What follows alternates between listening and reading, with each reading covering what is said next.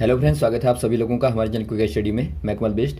इस वीडियो के माध्यम से दोस्तों आपको यहाँ पर कराऊंगा जनरल साइंस का पार्ट नंबर 13, यानी दोस्तों यहाँ पर आपको भाग नंबर 13 मिलेगा सामान्य विज्ञान का। इससे पहले दोस्तों आपको 12 भाग कराए जा चुके हैं, जहाँ पर आपने महत्वपूर्ण क्वेश्चनों को देखा। आज भी दोस्तों आप महत्वपूर्ण क्वेश्चन देखेंगे, आराम से आप टॉपिक को देखेंगे और सारे क्वेश्चन जो भी यहाँ पर आपको मिलते हैं नोट करते रहेंगे। तो शुरू करते हैं। देखिए पहला क्वेश्चन क्या देखता है आपको, वायुयान में लिफ्ट किस सिद्धांत पर कार्य करती है। यानी कि आपको बताना है the lift of an airplane is based on dash principle. दोस्तों यहाँ पर देखिए जो एयरप्लेन में लिफ्ट होती है, एयरप्लेन में दोस्तों जो लिफ्ट कार्य करती है, ये कार्य करती है बर्नौली के दोस्तों प्रिंसिपल पे। यहाँ पर देखिए बर्नौली प्रिंसिपल क्या कहता है दोस्तों, माना यहाँ पर आप एक पाइप को ले लें, इसके माध्यम से आप समझेंगे। यहाँ पर दोस्तों माना आपका कोई लिक्विड या फिर आप कहें दोस्तों फ्लूइड दोस्तों यहाँ से फ्लो कर रहा है, यानी कि कोई तरल बह रहा है। तो यहाँ पर आप मान लीजिए इसकी हाइट यहाँ से h1 है ज़मीन से लेके, और यहाँ पर h2 है, और यहाँ पर आप मान लेंगे प्रेशर P1 है, और यहाँ पर P2 है, और यहाँ डेंसिटी आप मान लेंगे यानी कि घनत्व ρ1 है, और यहाँ पर ρ2 है। अब यहाँ पर देखिए दोस्तों माना यहाँ पर वेलोसिटी v1 है और यहाँ पर v2 है वाटर की। तो देखिए यहाँ पर जो बर्नौली थ्योरम कहती है कि जो प्रेशर एनर्जी होती है, यहाँ पर आप लिखेंगे जो प्रेशर एनर्जी P1 होती है फर्स्ट टाइम में, और प्लस फर्स्ट टाइम में जो काइनेटिक एनर्जी 1/2 ρ1 v1 का स्क्वायर होती है, और जो first time potential energy ρ1 gh1 होती है, बराबर होती है दोस्तों सेकंड टाइम में प्रेशर 2 के और 1/2 काइनेटिक के, और यहाँ पे प्लस ρ2 gh2 यानी कि सेकंड टाइम में पोटेंशियल के। यानी कि आप कह सकते हैं दोस्तों जो प्रेशर एनर्जी होती है और काइनेटिक होती है और पोटेंशियल होती है, तीनों ही दोस्तों कंजर्व रहती हैं। यानी जो कार्य करता है, वर्क करता है, कंजर्वेशन ऑफ एनर्जी पे वर्क करता है, यानी कि ऊर्जा के संरक्षण के सिद्धांत पर कार्य करता है। तो यहाँ पर देखिए दोस्तों एयरप्लेन में क्या होता है, जब आप नीचे वाले प्रेशर को ज़्यादा कर देते हैं P1 को ऊपर वाले प्रेशर के मुकाबले, यानी P2 के मुकाबले, तो यहाँ पर क्या होता है दोस्तों, नीचे प्रेशर ज़्यादा होने से ये जो वस्तु होती है या फिर जो भी ऑब्जेक्ट होता है वो दोस्तों ऊपर की ओर फ्लो करने लगता है, या फिर आप कहें दोस्तों फ्लाइंग करने लगता है, यानी कि उड़ने लगता है। तो इसी पे दोस्तों इसी प्रिंसिपल पे ये वर्क करता है। तो ऑप्शन नंबर आपका हो जाएगा बी वाला, बर्नौली थ्योरम। अगला क्वेश्चन देखिए दोस्तों, जब कोई वस्तु विराम में होती है तब, यानी कि आपको बताना है when a body is stationary then. दोस्तों यहाँ पर देखिए विराम में होने का मतलब क्या होता है, कोई वस्तु आपके पास में यहाँ पर कोई ऑब्जेक्ट है, ये ऑब्जेक्ट है दोस्तों, वस्तु है जो कि विराम में है, यानी कि स्टेशनरी पोजीशन में है। विराम में होने का मतलब क्या होता है, विराम में होने का मतलब होता है दोस्तों बॉडी पर जितने भी सारे फोर्सेज एक्टिव होते हैं, यानी कि मान लीजिए यहाँ से आपका F1 लगता है, यहाँ से F2 लगता है, या फिर यहाँ से F3 लगता है, यहाँ पर से F4 लगता है। तो ये सारे फोर्सेज क्या करते हैं, एक दूसरे को दोस्तों कैंसिल आउट कर देते हैं, यानी कि ऑल फोर्सेज कहेंगे आप, all forces cancel out to each other. यानी कि दोस्तों जो भी इनका प्रभाव होगा हर एक बल का, वो एक दूसरे को कैंसिल करने के बाद में बॉडी को क्या कर देते हैं, यहाँ पर विराम में ले आते हैं, यानी कि एक प्रकार से आप कहेंगे उसको दोस्तों स्टेशनरी पोजीशन में ले आते हैं। तो यहाँ पर एक कंडीशन कौन सी वाली हो जाएगी, यहाँ पर आपको देखिए ऑप्शन नंबर डी वाला दिया है, the net forces acting on it balances each other. यानी कि सारे जो नेट बल होते हैं दोस्तों वो एक दूसरे को क्या कर देते हैं, संतुलित कर देते हैं, यानी बैलेंस कर देते हैं। तो ऑप्शन नंबर आप डी वाले में टिक करेंगे। ये दोस्तों आपकी दो कंडीशनों में लागू होता है। यदि ऑब्जेक्ट यहाँ पे विराम अवस्था में होगी, यानी कि स्टेशनरी होगी, तो यहाँ पर दोस्तों आपका ये कंडीशन लगेगी। या फिर दोस्तों माना ऑब्जेक्ट मूव कर रही है, यानी ऑब्जेक्ट यहाँ पे दोस्तों मूविंग पोजीशन में है, यानी गति कर रही है। तो गति करते समय दोस्तों आपको ध्यान देना है कि स्पीड में कोई चेंज नहीं होना चाहिए, यानी कि यहाँ पे स्पीड और जो डायरेक्शन होती है वो दोस्तों आपकी अनचेंजेबल रहनी चाहिए, यानी कि अपरिवर्तित रहनी चाहिए। तो ऐसे केस में भी दोस्तों यदि आपको पूछा जाए कि एक्टिंग फोर्सेस क्या होगा, तो वहाँ पे दोस्तों क्या हो जाएगा, शून्य हो जाएगा, यानी कि एक प्रकार से वहाँ पर दोस्तों बैलेंस एक दूसरे को करेंगे। तो ये दो कंडीशन होती हैं यहाँ पर मूविंग की और स्टेशनरी की। तो यहाँ पर ऑप्शन नंबर आप डी वाले में टिक कर देंगे, net forces acting on it 0। अगला क्वेश्चन देखिए दोस्तों, पानी की बूंद डैश के कारण गोल रूप धारण कर लेती है। यानी कि आपको बताना है a liquid drop tends to spherical shape due to.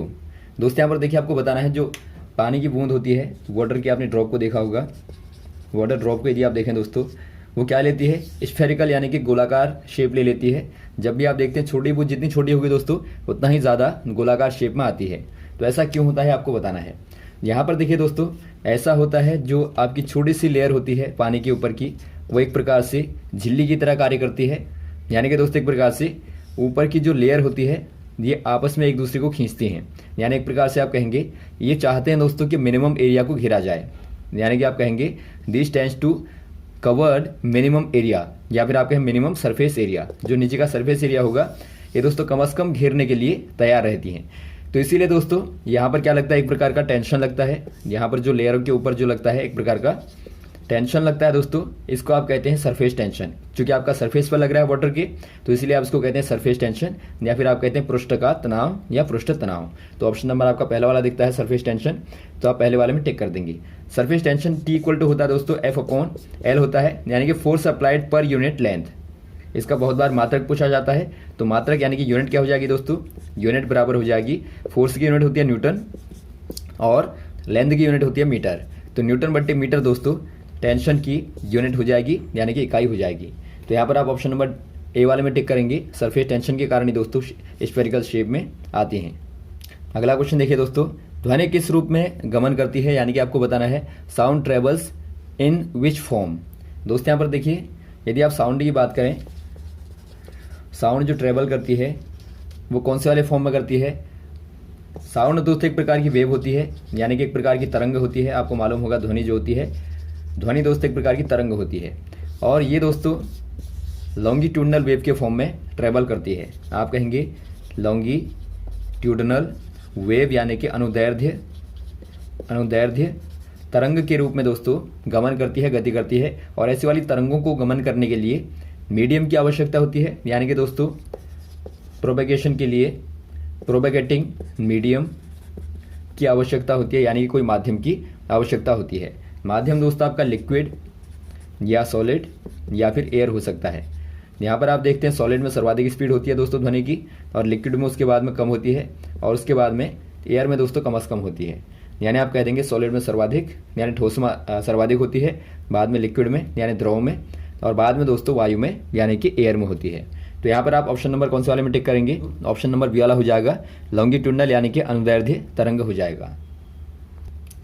अगला क्वेश्चन देखिए दोस्तों, अगला क्वेश्चन दिया है the reason of mirage is. दोस्तों यहाँ पर देखिए जो मरीचिका होती है उसका कारण क्या होता है आपको बताना है। यदि आपको बताना है दोस्तों जो मिराज होती है, मिराज यानी कि मरीचिका, मरीचिका होती क्या है दोस्तों, पहले आप देखिए ये एक प्रकार का ऑप्टिकल इल्यूजन होता है। क्या कहेंगे आप, it is a optical illusion. यानी इल्यूजन कहने का मतलब है दोस्तों एक प्रकार का दिग्भ्रम होता है, या फिर दिग्भ्रम कहने का मतलब है देखने में जो भ्रम पैदा होता है, यानी वहां पर दोस्तों वास्तविक में होता नहीं है, लेकिन आपको कुछ वैसा छाया प्रकार की आपको दिखाई देती है। तो ऐसा क्यों होता है आपको बताना है।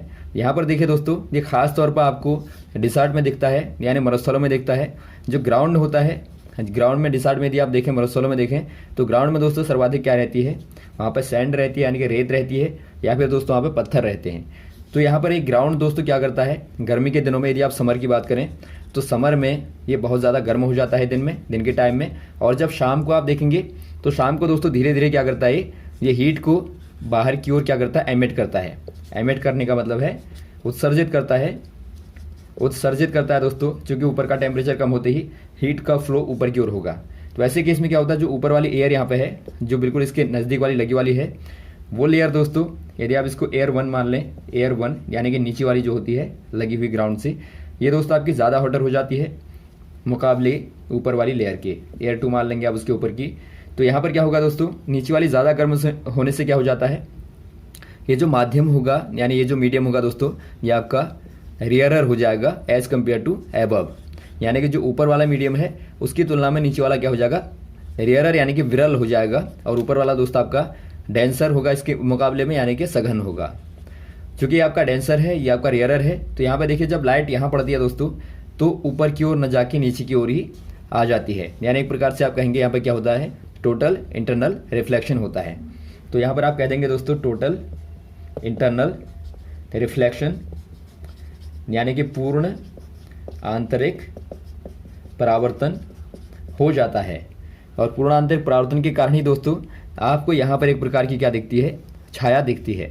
तो ऑप्शन नंबर कौन सा हो जाएगा, ऑप्शन नंबर दोस्तों आपका हो जाएगा बी वाला, टोटल इंटरनल रिफ्लेक्शन। और यही दोस्तों आपका ऑप्टिकल फाइबर में आता है। यदि आप ऑप्टिकल फाइबर में देखें, बार बार क्वेश्चन पूछा जाता है, तो वहाँ भी दोस्तों ऑप्टिकल फाइबर में लगातार कॉन्टिन्यूस दोस्तों रिफ्लेक्शन के बाद, या फिर आप कहें दोस्तों टोटल इंटरनल रिफ्लेक्शन के बाद ही आपको ऑप्टिकल फाइबर में दोस्तों लाइटें अंदर दिखती हैं। तो ऑप्शन नंबर यहाँ पर हो जाएगा बी वाला। अगला क्वेश्चन देखिए दोस्तों, टीवी रिमोट में किस प्रकार के वैद्युत चुंबकीय विकिरण का प्रयोग होता है। यानी आपको बताना है what type of electromagnetic radiation is used in the remote of the television, remote control of television. दोस्तों यहाँ पर देखिए जो टेलीविजन यानी कि टीवी का दोस्तों रिमोट कंट्रोल होता है, उसमें कौन से वाले इलेक्ट्रोमैग्नेटिक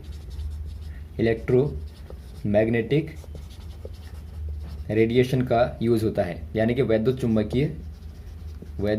चुंबकीय विकिरण का दोस्तों विकिरण का प्रयोग होता है, आपको बताना है। यहाँ पर देखिए दोस्तों खास तौर पे यूज़ होता है इंफ्रारेड इलेक्ट्रोमैग्नेटिक रेडिएशन का। आपको मालूम होगा दोस्तों जो आपका IR होती हैं, जिनको आप बोलते हैं अवरक्त किरणें, जो अवरक्त किरणें होती हैं दोस्तों कहाँ पर होती हैं, ये आपकी विजिबल के बाद आती हैं। आपने देखा होगा जो हमारा विजिबल रेंज होता है लाइट का, विजिबल रेंज यानी कि जो दृश्य प्रकाश का जो क्रम होता है दोस्तों VIBGYOR, यहाँ पर R के बाद दोस्तों IR आता है, यानी कि दोस्तों रेड के ऊपर जो आता है वो आपका IR आता है। और इनके लिए दोस्तों जो हमारी आईज़ होती हैं, यानी जो हमारी आँखें होती हैं दोस्तों, वो सूटेबल नहीं होती हैं, यानी कि इनको विजिबल नहीं कर पाती हैं। ये विजिबल नहीं होती हैं लेकिन आपको दोस्तों हीट के फॉर्म में फेल्ट होती हैं, यानी कि आपको ये अनुभव होती है हीट के फॉर्म में, यानी गर्मी के रूप में आपको अनुभव तो होती हैं लेकिन आपको दोस्तों दिखाई नहीं देती हैं। तो यहाँ पर आप कह देंगे दोस्तों ऑप्शन नंबर आपका ए वाला हो जाएगा इंफ्रारेड। और इनका दोस्तों रेंज क्या होता है 800 नैनोमीटर से ऊपर का होगा, क्योंकि यहाँ तक तो आपका विजिबल होता है 800 तक, तो इससे ऊपर दोस्तों आपका IR होगा, यानी कि इंफ्रारेड होती हैं। अगला क्वेश्चन देखिए दोस्तों, यदि रेफ्रिजरेटर के दरवाजे कुछ देर तक खुले छोड़ दिए जाएं तो कमरे का ताप होगा। यानी कि आपको बताना है if the doors of the refrigerator are left open for few hours the room temperature will be. दोस्तों यहाँ पर देखिए, यदि आप बात करें, आपने कोई रेफ्रिजरेटर को यहाँ पे लिया और आपने दोस्तों कुछ देर तक इसका जो दरवाज़ा है उसको ओपन कर दिया, यानी खुला छोड़ दिया, लेफ्ट ओपन। यदि आप खुला छोड़ दें दोस्तों तो यहाँ पर जो रूम का टेम्परेचर होगा, रूम जो टेम्परेचर होगा यानी कि जो कमरे का ताप होगा, उस पर दोस्तों क्या प्रभाव पड़ेगा आपको बताना है। बढ़ेगा, घटेगा या फिर वही रहेगा, आपको बताना है।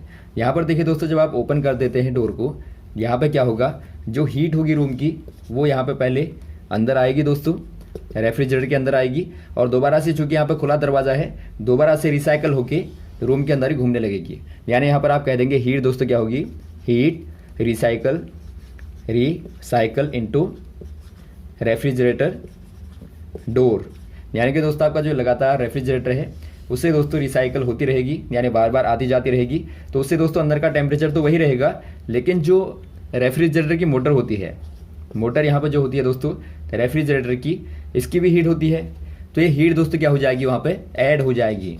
यानी एक प्रकार से आप कहेंगे यहाँ पे हीट दोस्तों बढ़ जाएगी, इतनी आपकी मोटर की लगातार हीट बढ़ती रहेगी, तो उससे क्या हो जाएगा दोस्तों, जो नेट टेम्परेचर होगा दोस्तों वो आपका रूम का टेम्परेचर प्लस मोटर का जो टेम्परेचर होगा, उसके कारण दोस्तों यहाँ पे जो ऊष्मा है अंदर की, यानी कि अंदर की जो गर्मी है वो ज़्यादा हो जाएगी। तो आप कह देंगे ऑप्शन नंबर कौन सा हो जाएगा, बी वाला हो जाएगा दोस्तों, इंक्रीज हो जाएगी यानी कि बढ़ जाएगी। अगला क्वेश्चन देखिए दोस्तों, वृत्ताकार छिद्र वाली एक धातु की चादर को गर्म करने पर छिद्र होगा। यानी कि आपको बताना है a metal sheet with circular hole is heated, the hole पे क्या प्रभाव पड़ेगा दोस्तों आपको बताना है। माना यहाँ पर दोस्तों आपके पास में कोई मेटल प्लेट है और यहाँ पर कोई सर्कुलर होल है, ये मेटल यानी कि धातु की शीट है दोस्तों, शीट कहने का मतलब है चादर है, और यहाँ पर बीच में सर्कुलर यानी कि वृत्ताकार होल है यानी कि छिद्र है। तो यहाँ पर देखिए दोस्तों, जब आप इसको हीट देंगे, यहाँ पर जब आप हीट देंगे दोस्तों यानी ऊष्मा देंगे, तो यहाँ पे क्या होगा, आपको मालूम है दोस्तों जो मेटल होते हैं, मेटल को यदि आप हीट देते हैं तो ये क्या करते हैं दोस्तों, एक्सपेंशन करते हैं, यानी एक प्रकार से विस्तार करते हैं या फिर आप कहें फैलते हैं दोस्तों। यदि आप दोस्तों मेटल को मान लें कि यूनिफॉर्म मेटल है, यानी आप यहाँ पे एज्यूम कर लेंगे, एज्यूम मेटल जो होगा क्या होगा दोस्तों, यूनिफॉर्म हो, यूनिफॉर्म हो दोस्तों और आइसोट्रोपिक हो। आइसोट्रोपिक कहने का मतलब है तो एक प्रकार से दोस्तों आपका यूनिफॉर्म समान रूप से समान शानदार हो, कहीं मोटी पतली नहीं होनी चाहिए, और साथ में दोस्तों एक ही धातु से मिली होगी, एक ही मेटल से बनी हो, तो इसको आप कह देंगे एक प्रकार से यूनिफॉर्म और आइसोट्रोपिक हो। तो ऐसे केस में क्या होगा दोस्तों, जब आप हीट देंगे तो यहाँ पर समान रूप से एक्सपेंशन होता है। आपने एक थ्योरम पढ़ी होगी, इक्वेशन होती है एक्सपेंशन की, थर्मल एक्सपेंशन इक्वेशन, आप नोट कर लेंगे। इक्वेशन होती है दोस्तों dl डायरेक्टली होता है dt के, यानी कि टेम्परेचर दोस्तों आप जितना बढ़ाएंगे उतना ही जो लेंथ होती है, यानी कि एज ऑफ मेटल जो होता है दोस्तों, यानी मेटल की जो भुजाएं होती हैं, जो कोने होते हैं, वो दोस्तों लगातार एक्सपेंड होते हैं, यानी कि बढ़ते हैं। तो यहाँ पर यदि आप देखें दोस्तों सर्कल को, एक प्रकार से यहाँ भी दोस्तों एजें हैं, यानी कि इसकी जो एज होगी दोस्तों क्या होगी, वो सरकमफ्रेंस होगी। सरकमफ्रेंस यानी कि परिधि होगी, या फिर आप कहें दोस्तों डायमीटर होगी। तो ये क्या होगी दोस्तों, लगातार टेम्परेचर बढ़ाने पे ये एक्सपेंड होगी, यानी कि फैलेगी। तो आप कह देंगे दोस्तों ये लार्जर होगी, यानी कि बड़ी होगी। तो ऑप्शन नंबर आपका देखता है दोस्तों ए वाला, गेट्स लार्जर, यानी कि बड़ा हो जाएगा। अगला क्वेश्चन देखता है दोस्तों आपको, प्रेशर कुकर में भोजन जल्दी पकता है क्यों? यानी कि आपको बताना है food in the pressure cooker cooked faster as. दोस्तों यहाँ पर देखिए जो प्रेशर कुकर होता है दोस्तों, जो प्रेशर कुकर होता है ये काहे पर कार्य करता है दोस्तों? ये कार्य करता है गैलुसेक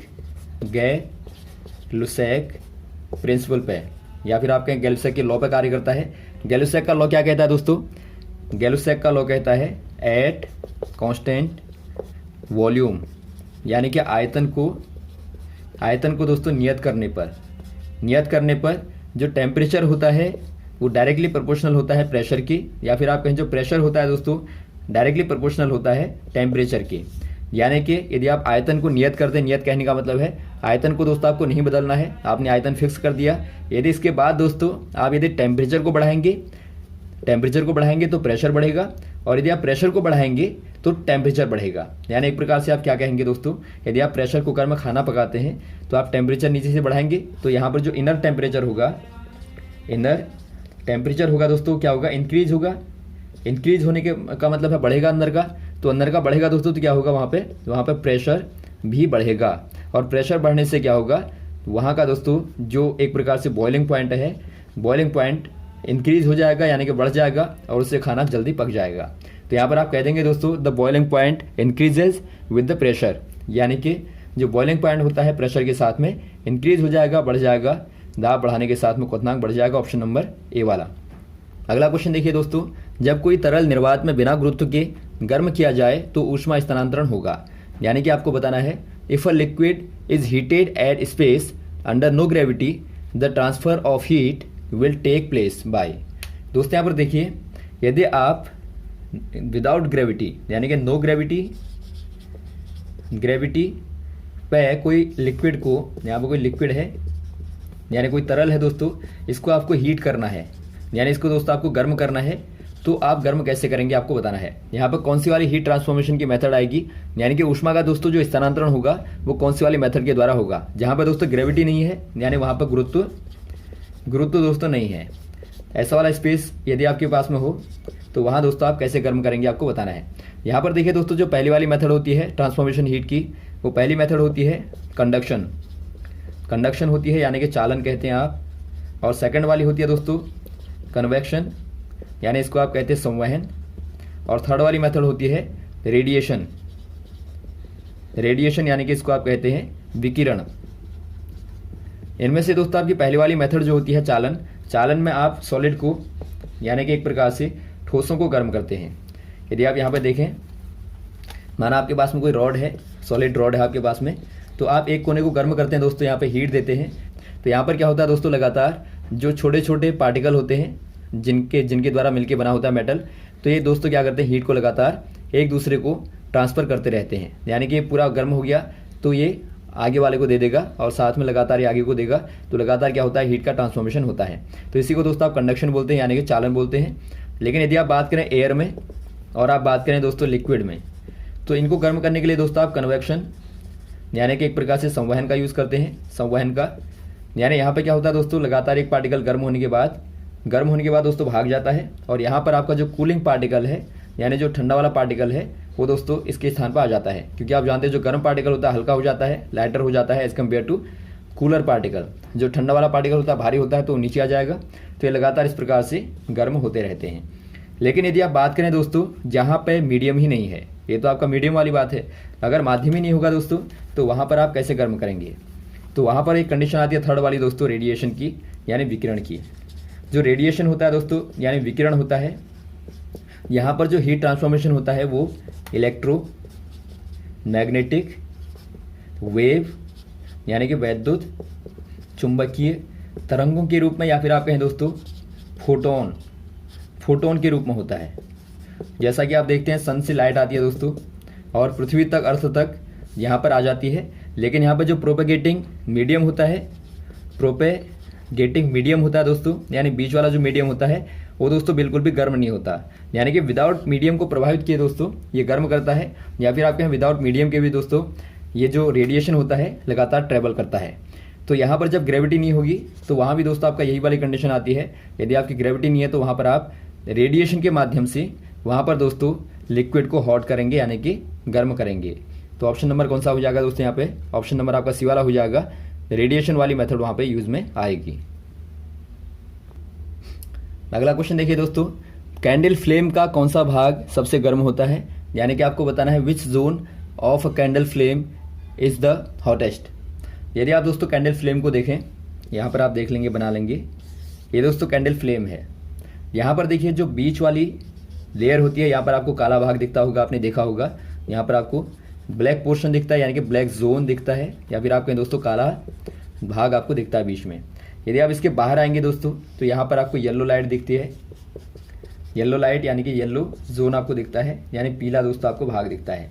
और यदि आप आउटर में आ जाएंगे दोस्तों, आउटर मोस्ट में आ जाएंगे तो वहाँ पर आपको दिखता है ब्लू जोन आपको दिखता है, यानी कि ब्लू कलर दिखाई देता है, यानी दोस्तों आपको एक प्रकार से नीला रंग दिखाई देता है।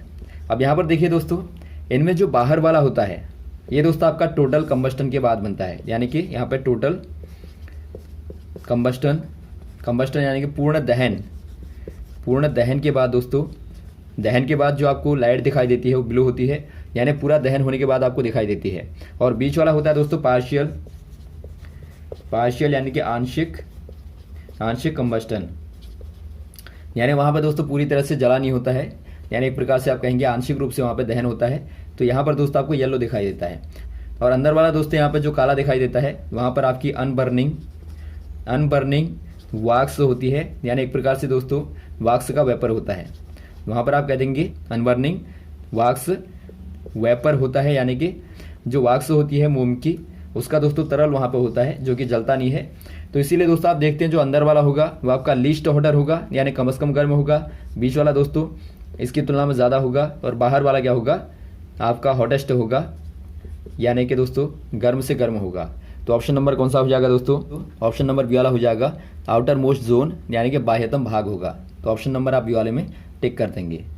तो यहाँ तक दोस्तों आप क्वेश्चन को तैयार करें, आपको लगातार क्वेश्चन बताते रहेंगे, हमारे साथ भी बने रहेगा। और यदि आपको दोस्तों वीडियो पसंद आया हो तो आप लाइक करें, शेयर करें, ताकि अधिक से अधिक लोगों तक पहुँचे, और लगातार यूँ ही आप हमारे साथ बने रहेगा। Okay, thanks. जय हिंद, जय भारत।